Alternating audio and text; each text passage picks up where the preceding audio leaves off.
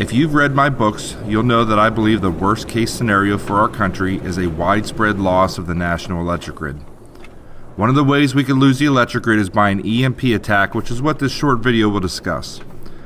You'll notice my Jeep loses power and I coasted off to the side of the road, as well as another traveler that is coming towards me. Even if only half our modern cars were affected by an EMP, that is still going to cause an incredible amount of accidents and disabled vehicles blocking traffic, especially in the inner city locations. If you did still have a running vehicle, you'll likely get boxed in at some point and be forced to abandon it. Be prepared to walk home and bug out on foot. You'll notice that one of the first things I do after my Jeep died was check my phone. The chances of both vehicles dying at the same time and my phone not functioning was overwhelming evidence that we likely experienced an EMP attack. This is not the time to freak out. You need to stay calm and keep your wits about you. You'll likely have other loved ones depending on you to get home and help them along to your survival retreat location, so stay focused. The first thing I do is rummage through my glove compartment and center console to see if there's anything there I'm going to need down the road. You'll see I grabbed my spare magazine for my pistol and found a spare flashlight, as well as a few other miscellaneous items that may come in useful down the road. It's important that you have a get-home bag in your vehicle in case you are forced to walk home on foot. Not just for an EMP attack, but there are lots of scenarios like a natural disaster of some type, where you could get stranded somewhere and need some basic survival supplies to get home or help get you out of Dodge. You'll want this bag to be as lean and mean as possible.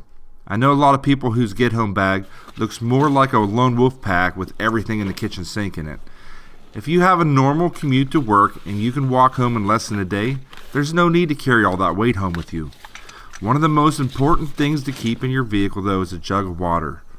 I also highly recommend having a Camelback bladder in your pack as opposed to regular canteens or water bottles, which makes it a lot easier to stay hydrated on your walk home. If you do end up dehydrated by the time you walk through the front door to your house, you're going to be hating life the next day as you are forced to head out on your long walk to your bug out location. Starting your bug out dehydrated is seriously going to compromise your ability to stay motivated, function at peak efficiency, all while staying focused on your surroundings. Another very important item is proper footwear.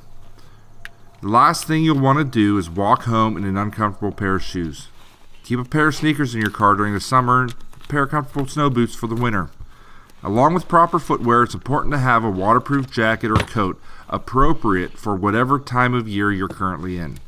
Make sure you also have the 5 core bug out bag essentials that I discuss in the DVD. You'll need a water purification kit, a fire kit, a knife of some sort, a flashlight, as well as an MRE or two and some snacks to keep your energy up.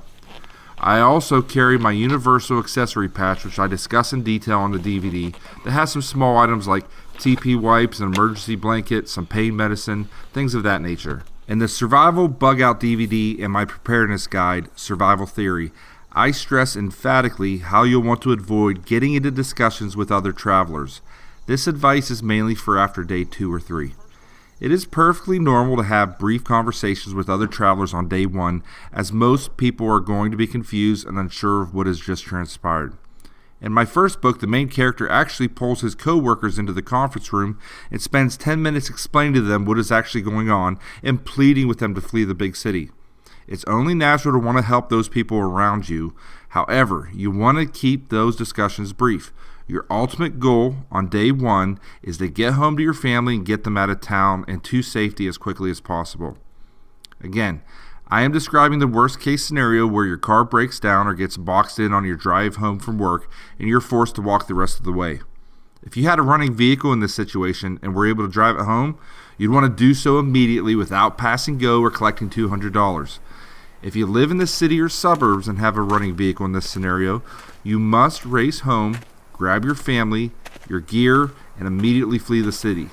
Every hour that goes by after an EMP attack, you risk getting trapped in a traffic jam of cars fleeing the city. This is why it's so important to have your family's bug out bags packed and ready to go at a moment's notice.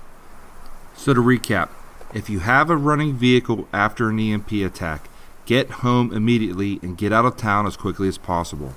If you are forced to walk home and bug out on foot, My advice is to actually spend the rest of day one bartering with local shop owners for things you may need or items you never got around to purchasing beforehand. Some mom-and-pop stores in town may still be open for business and accepting cash. This is why it's so important to keep cash in a safe or hidden somewhere in your home. The first and most important thing you'll want to consider is where your children and other family members are.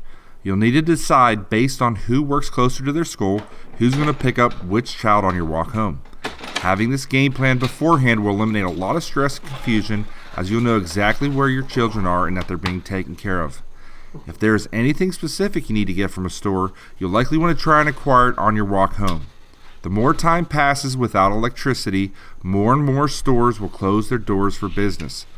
The most important consideration for your walk or drive home is going to be prescription drugs. If you or a family member need a certain prescription like insulin to survive, you must make that your number one priority. If you wait too long to acquire the drug you need for your survival, it could be a fatal mistake, as most drugstores are going to be ransacked by addicts as soon as they figure out the law and order is broken down.